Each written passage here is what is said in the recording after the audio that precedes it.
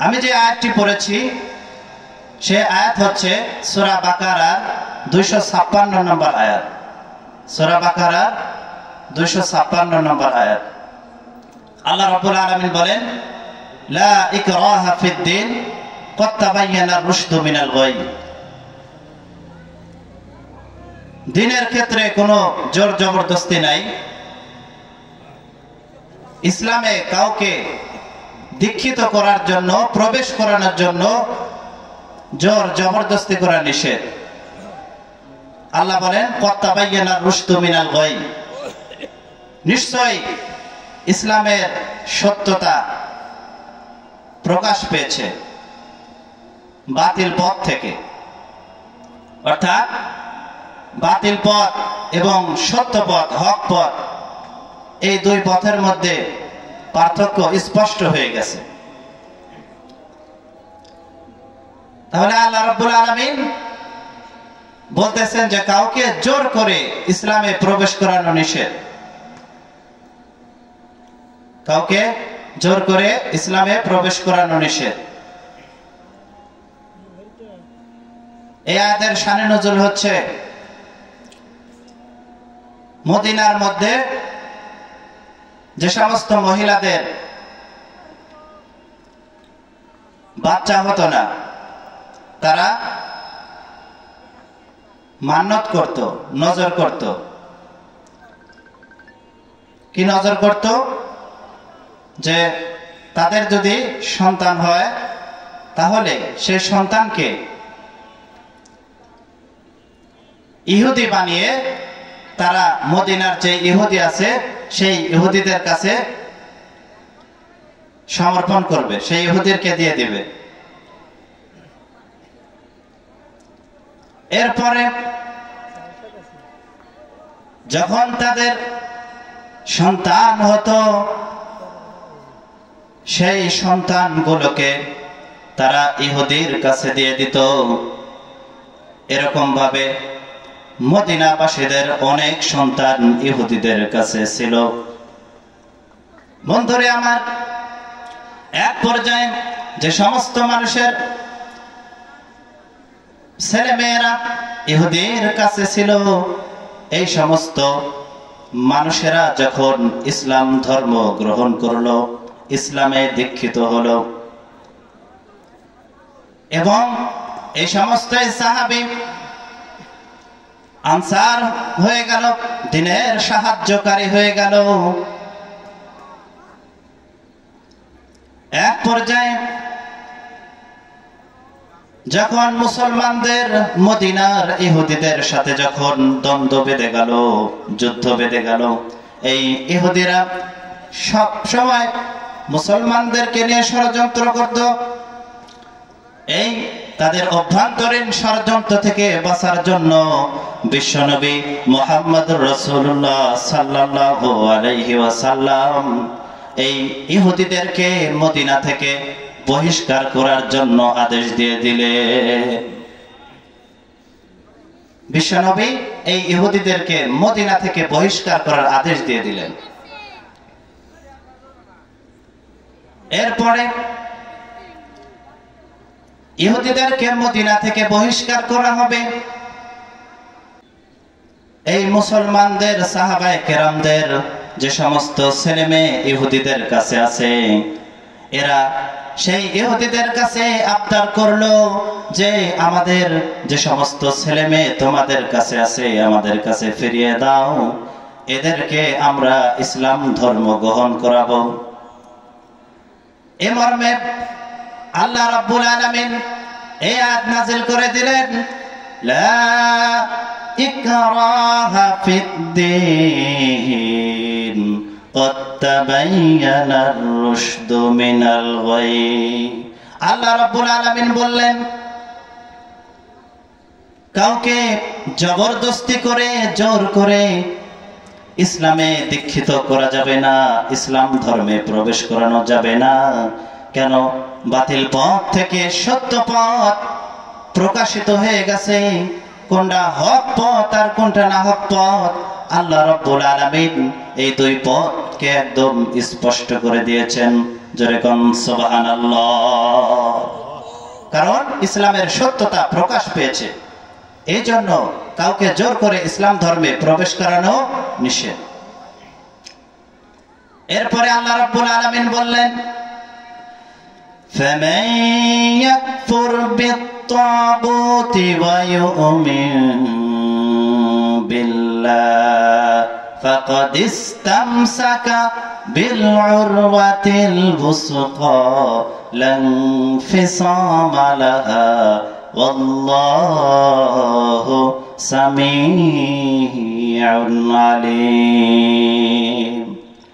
আল্লাহ রাব্বুল আলামিন বললেন, ফামান ইয়াকফুর বিত-তাগুত, যে সমস্ত মানুষ তাগুতকে অস্বীকার করবে, বাতিল যে সমস্ত উপাস্য আছে, মূর্তি পূজা, শয়তানের কথাবার্তা, শয়তানি কাজকর্মকে পরিত্যাগ করে একমাত্র শুধুমাত্র আল্লাহ রাব্বুল আলামিনের উপরে বিশ্বাস স্থাপন করবে, ওয়ায়ুমিন বিল্লাহ, একমাত্র শুধুমাত্র আল্লাহ রাব্বুল আলামিনের উপরে বিশ্বাস স্থাপন করবে, একমাত্র আল্লাহ রাব্বুল আলামিনকে উপাস্য হিসেবে মেনে নেবে, ফাকাদ ইসতামসাকা বিল উরওয়াতিল বুসকা, এরা এমন একটি রশিকে আঁকড়ে ধরলো, শক্ত রশিকে আঁকড়ে ধরলো, লাং ফিসামা লাহা, যে রশি কোনোদিন ছিঁড়ে যাবে না। জোরে কোন সুবহানাল্লাহ। এমন একটি রশিকে তারা আঁকড়ে ধরলো যে রশি কোনোদিন ছিঁড়বে না। তাওহীদ হচ্ছে ঈমানের মূল ভিত্তি। আল্লাহর একাত্মবাদকে বিশ্বাস করা, এটা হচ্ছে ঈমানের মূল ভিত্তি। পৃথিবীতে যত বাতিল উপাস্য আছে, সমস্ত বাতিল উপাস্যকে অস্বীকার করে একমাত্র আল্লাহকে উপাস্য হিসেবে মেনে নেওয়া, এটাই হলো তাওহীদ। আল্লাহ রাব্বুল আলামিন অনিস্তিত্ব থেকে সমস্ত কিছুকে অস্তিত্বে নিয়ে এসেছেন। কোনো কিছুই ছিল না, পৃথিবীতে কোনো কিছুই ছিল না, এই আসমান জমিন পাহাড় পর্বত কোনো কিছুই ছিল না, এই সব কিছুকে একজন সৃষ্টি করেছেন, তিনি কে? আল্লাহ। জোরে কোন কে? আল্লাহ। আল্লাহ রাব্বুল আলামিন বললেন, ওয়াহুয়াল্লাযী খালাকাল লাইলা ওয়ান নাহারা ওয়াশ শামসা ওয়াল কমার কুল্লুন ফি ফালাকিন ইয়াসবাহুন। আল্লাহ হচ্ছেন তিনি যিনি রাতকে সৃষ্টি করেছেন, যিনি দিনকে সৃষ্টি করেছেন, যিনি চন্দ্রকে সৃষ্টি করেছেন, যিনি সূর্যকে সৃষ্টি করেছেন। জোরে কোন সুবহানাল্লাহ। এবং রাত দিন চন্দ্র সূর্য সবগুলাই কুল্লুম ফি ফালাকিন ইয়াসবাহুন, প্রত্যেকেই তার আপন কক্ষে বিচরণ করে। তাদের জন্য আল্লাহ রাব্বুল আলামিন যেই কক্ষপথ নিযুক্ত করে রেখেছেন, এর বাহিরে এরা যেতে পারে না। কুল্লুম ফি ফালাকিন ইয়াসবাহুন, তারা প্রত্যেকেই আপন কক্ষপথে সাঁতার কাটে। জোরে কোন সুবহানাল্লাহ। কোনো কিছুই আল্লাহর হুকুমের অবাধ্যতা করতে পারে না। আল্লাহ রাব্বুল আলামিন তাদের যেই বাউন্ডারি দিয়েছেন, এর বাহিরে তাদের যাওয়ার মতো শক্তি নেই। এবং পৃথিবীতে যত কিছু আছে, সব কিছু একমাত্র আল্লাহ রাব্বুল আলামিন সৃষ্টি করেছেন। আল্লাহ রাব্বুল আলামিন জীবনদাতা, আল্লাহ রাব্বুল আলামিন মৃত্যুদাতা। এই সব কিছুকে কে বানিয়েছেন? আল্লাহ বানিয়েছেন। অন্য আয়াতের মধ্যে আল্লাহ রাব্বুল আলামিন বললেন, ইন্না রাব্বাকুমুল্লাযী খালাকাস সামাওয়াতি ওয়াল আরদ ফি সিত্তাতি আইয়ামিন সুম্মা ইসতাওয়া আলাল আরশ।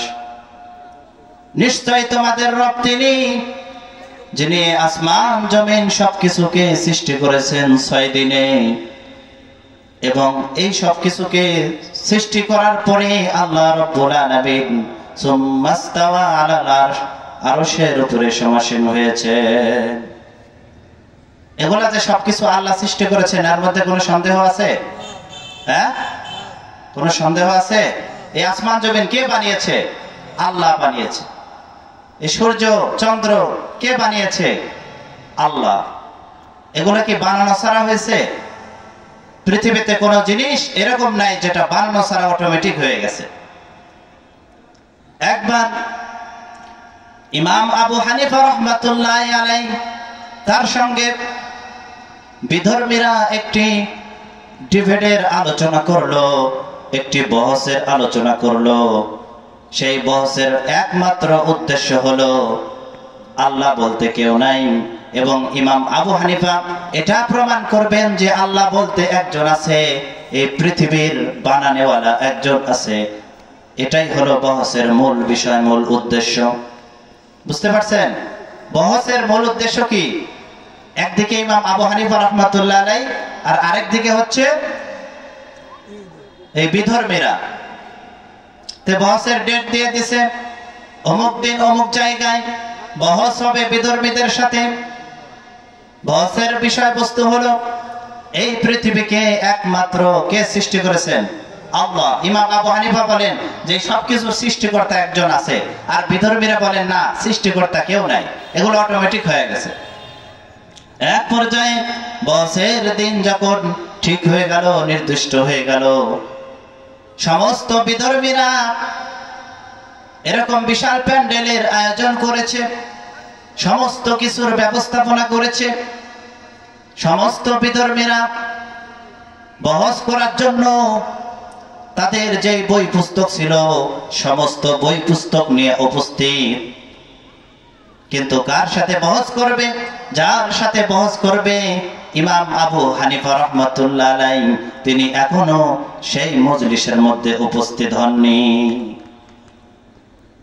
এরপরে তারা অপেক্ষা করছে কখন আসবে ইমাম আবু হানিফা। অপেক্ষা করতে করতে অনেক সময় চলে যাচ্ছে, কিন্তু ইমাম আবু হানিফা রাহমাতুল্লাহ আলাইহি সেই মজলিসে আসতেছে না। সকলেই বলল যে হয়তো সে বহসে আসবে না, বহসে সে পরাজিত হবে, এই জন্য সে পলায়ন করেছে। বিভিন্ন জন বিভিন্ন ধরনের মন্তব্য করা শুরু করে দিল। এরকম ভাবে বিধর্মীরা অনেক ক্ষিপ্ত হয়ে গেছে, তারা রাস্তা দেখছে কিন্তু আসছে না। অনেকে বলছে সে পলায়ন করছে, বিভিন্ন জন বিভিন্ন ধরনের কথা বলছে। এরকম ভাবে সবাই অপেক্ষা করছে।